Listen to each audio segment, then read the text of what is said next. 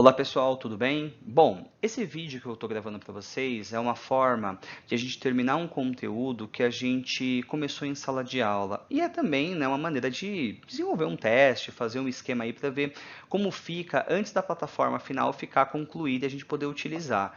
Então, serve, né, como uma finalização, uma conclusão de uma aula já iniciada em sala. Bom, para vocês se localizarem, a página é a página 505 da apostila 1 de vocês, do primeiro ano. E basicamente os mapas que nós vamos trabalhar são os mapas que falam sobre a regionalização do espaço brasileiro. Mas esses mapas eu vou mostrar para vocês aqui no vídeo. Bom, primeiramente, eu acho que vale a pena a gente recordar o que significa o conceito de regionalização do espaço. Lembrem-se que região é uma expressão muito usada na geografia, né? Até mesmo no cotidiano de vocês. E basicamente é uma área, é uma porção do território que tem características semelhantes. Eu coloquei um textinho aqui para que você possa dar uma lida. Se quiser pausar o vídeo, pode pausar, adiantar depois, aí vai do seu tempo. Mas basicamente a gente pensa que a regionalização do espaço é uma forma de dividir uma determinada porção do espaço geográfico de acordo com características similares ou semelhantes. Essas características podem ser diversas, múltiplas, então você pode dividir o espaço de acordo com características naturais do território, econômicas, sociais e por aí vai. Temos alguns exemplos aí adiante. Esse primeiro mapa que eu vou mostrar para vocês é o mapa da regionalização do IBGE. E basicamente esse mapa ele foi criado no ano de 1969. Vocês têm isso registrado. Não se esqueçam que aqui, ó, esse 1988 é porque foi nesse ano que nós tivemos a última mudança no mapa do Brasil. Mas a generalização em si, ela foi criada na década de 60. Bom, o IBGE, naquele momento, ele foi solicitado, né, foi questionado em relação ao governo federal sobre a possibilidade de fazer uma nova regionalização do Brasil para ajudar o planejamento governamental. Então, quando o IBGE começou a fazer essa divisão, a gente vai observar o seguinte: ele primeiramente utilizou como critério aquilo que a gente vai chamar de aspectos naturais, ou seja, a gente está falando de aspectos da geografia física do Brasil, como clima, relevo, vegetação. Eu sempre dou um exemplo. Se você pegar a região norte do Brasil, que é a região que corresponde ao Amazonas, Pará, Amapá, Roraima, etc., é uma região onde nós temos o predomínio de floresta amazônica e clima equatorial. Então, essas características se destacam bastante na região norte do Brasil, assim como em outras regiões do país também. Agora, se a gente for olhar os aspectos humanos, a coisa muda bastante. Por exemplo, olhando a região sul do Brasil, onde nós temos aqui Paraná, Santa Catarina e Rio Grande do Sul, é uma região que se destaca principalmente pela imigração, né, europeia a partir do século XIX, né, italianos, alemães, espanhóis, etc. Então, essa é uma característica bem comum ao sul do Brasil. Se a gente for olhar a região Nordeste, nós já estamos falando de uma região que tem uma ocupação um pouco mais antiga, que data aí do século XVI em diante, quando o Brasil começou a ser colonizado. Então, ou seja, uma ocupação antiga, tem a presença da população negra em maior quantidade por conta da presença aí mais intensa da escravidão e é uma característica humana dessa região. Agora, se a gente for olhar para aspectos econômicos do Brasil, aí a gente pode olhar também para várias regiões diferentes e ver as suas características. Por exemplo, a região Sudeste é a região que se destaca por ser a região mais desenvolvida do Brasil, do ponto de vista econômico, e também por ser uma região aí onde nós temos uma industrialização bem intensa, uma industrialização bem desenvolvida, especialmente a partir do século XX. Já a região Centro-Oeste, que pega Mato Grosso do Sul, Goiás e também tem o Distrito Federal, é uma região que se destaca principalmente pela agropecuária. Então, basicamente, essas são as ideias principais da divisão do IBGE de 69. Agora, outra coisa importante, e vocês não podem esquecer, é que essa divisão ela respeita os limites estaduais. Ou seja, as fronteiras entre os estados são respeitadas. Isso porque, de acordo com o governo, é uma forma de facilitar o planejamento governamental. Tem problemas, a gente questiona, mas é assim que funciona, até porque é uma decisão que foi tomada há muito tempo. E por fim, a gente tem que lembrar que foram 5 macro-regiões ou 5 regiões do Brasil, sendo elas a região norte, a região nordeste, a região centro-oeste, sudeste e sul. Tudo bem? Agora, olhando aqui esse mapa, e esse mapa eu também mostrei para vocês na sala de aula, ele destaca algumas mudanças que nós tivemos no Brasil de quando esse mapa foi criado, em 69, até a década de 80, para ser mais preciso, o ano de 88. Primeiramente, a gente tem que lembrar que Rondônia, Roraima, Amapá e Fernando de Noronha, eles eram classificados como territórios federais, ou seja, eles eram controlados, eles eram organizados pelo Distrito Federal em Brasília. Então, não tinha governador, não tinha poder legislativo, não tinha autonomia política, econômica, não eram os estados que nós conhecemos hoje. Então, se você comparar, por exemplo, São Paulo nessa época tinha autonomia política e econômica. Mato Grosso, Santa Catarina, Paraná, também. Só que Rondônia, Roraima, Amapá e Fernando de Noronha, não.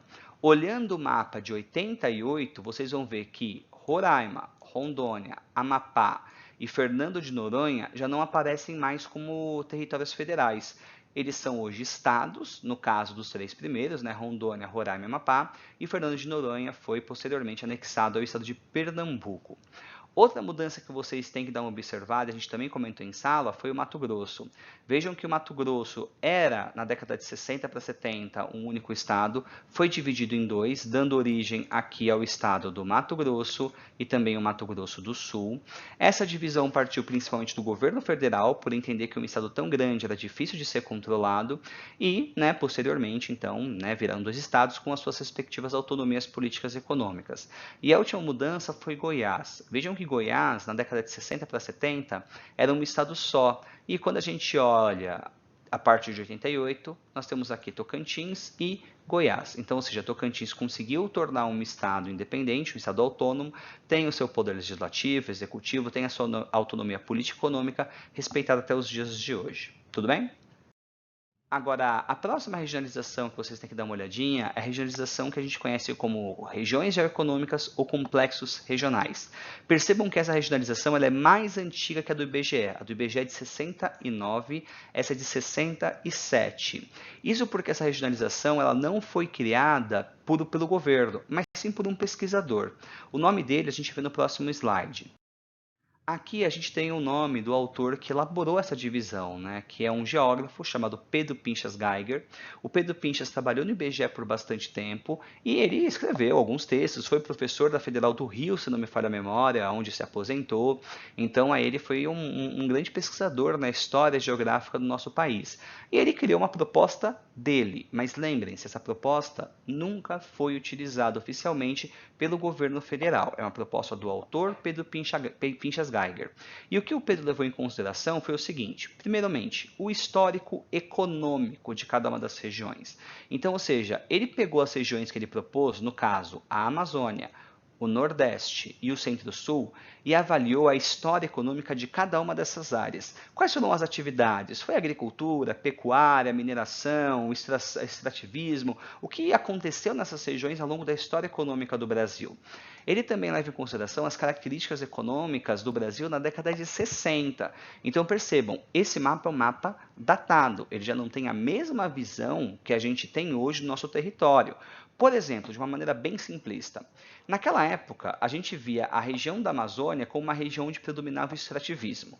A região Nordeste como uma região extremamente pobre, de onde as pessoas iam embora porque as condições de vida não eram tão boas. E a região Centro-Sul era a região mais industrializada e com a agropecuária mais moderna. Certamente essa visão simplista do Brasil hoje não funciona mais. Então, se você for observar a floresta amazônica, tivemos o desenvolvimento de novos polos econômicos, até mesmo a Zona Franca de Manaus, que foi criada em 67. A mineração expandiu bastante na região. Nós temos o avanço do agronegócio, que não estou dizendo que é algo positivo, mas o que está acontecendo nesse exato momento. Então, talvez essa visão simplista já não funcione mais para o Brasil de hoje. A mesma coisa se a gente olhar a região Nordeste. A região Nordeste, essa faixa litorânea aqui, ó, que eu estou demarcando para vocês, é uma região onde nós temos aí atividades econômicas bem mais desenvolvidas do que no interior. Então, ou seja, nós temos o turismo, nós temos polos industriais, grandes portos, e tudo isso fez com que essa região tivesse um crescimento econômico bem maior do que a região do interior do Nordeste, no caso a região do Sertão, que até hoje, infelizmente, é uma região de baixo desenvolvimento socioeconômico. Então, ou seja, esse mapa aqui, poderia hoje, 2020, ser repensado?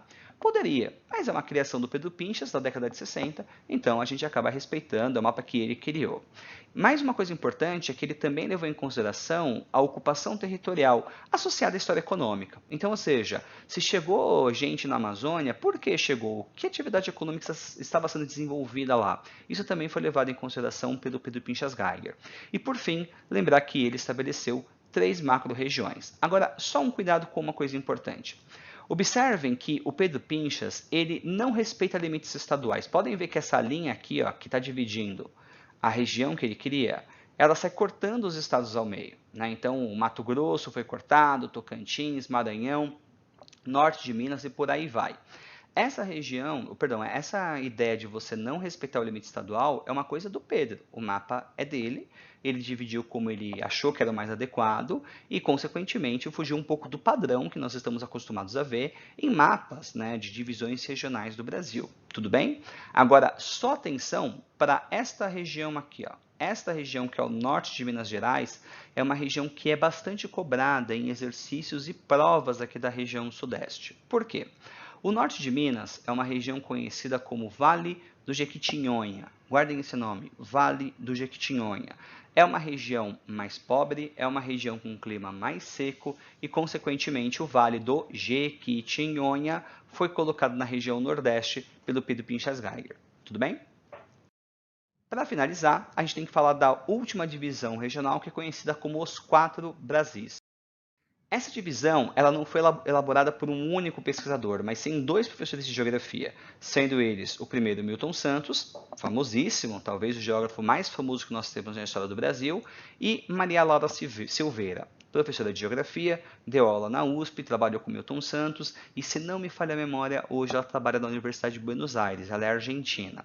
E o que acontece? Em 2001, o Milton Santos e a Maria Laura Silveira elaboraram esse mapa que vocês estão vendo aqui, em que eles dividem o Brasil em 4 regiões. Tem uma região amazônica, a região centro-oeste, a região nordeste e a região concentrada. E aí eu vou colocar o texto para vocês e eu sugiro que vocês leiam o texto e me ouçam com atenção. Se precisar, voltem o áudio, tudo bem? Para entender um pouquinho o que eles pensavam. Primeiramente, Milton Santos e Maria Laura levam em consideração aquilo que a gente chama de meio técnico, científico, informacional.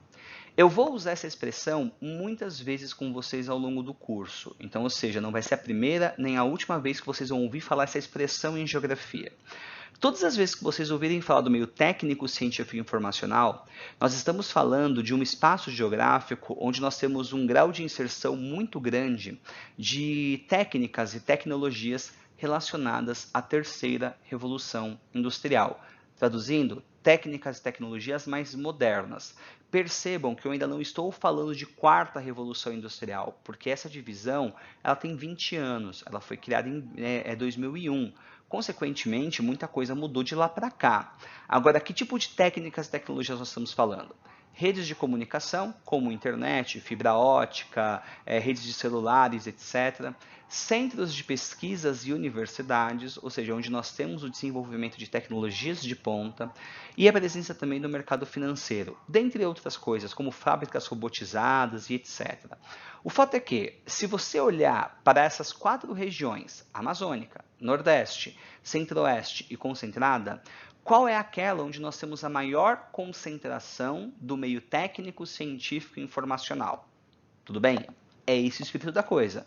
Espero que você tenha pensado na região concentrada, que abrange o sudeste e o sul do Brasil, e é a região onde nós temos a maior concentração de sistemas de comunicação, de internet, fábricas robotizadas, mercado financeiro, bancos, dentre outras coisas. Então, essa é a visão do Milton e da Maria Laura. Agora, só para vocês terem uma noção, quando nós pensamos nas outras regiões, como o Nordeste, por exemplo, Centro-Oeste, e vamos já fechar a Amazônia, não quer dizer que essas tecnologias não existam lá.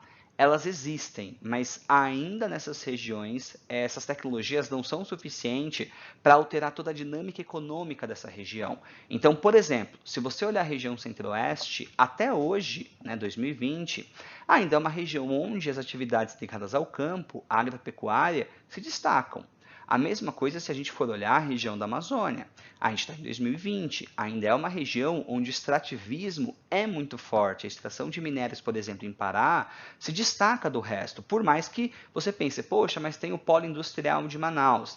Mas tudo bem, o polo industrial é quase uma exceção e não a regra. Tudo bem? Agora, a única região onde nós vamos observar o meio técnico, científico e informacional com destaque é a região concentrada. Tudo bem? Bom, o que eu recomendo agora? Feito isso, vocês já podem realizar os exercícios dessa aula e eu também vou colocar um pouquinho adiante uma listinha de exercícios mais atuais para vocês sobre esse assunto no plural. Então, baixem esse material, façam esses exercícios e a gente se fala aí quando for possível. Tudo bem? É isso, um abraço, tchau, tchau.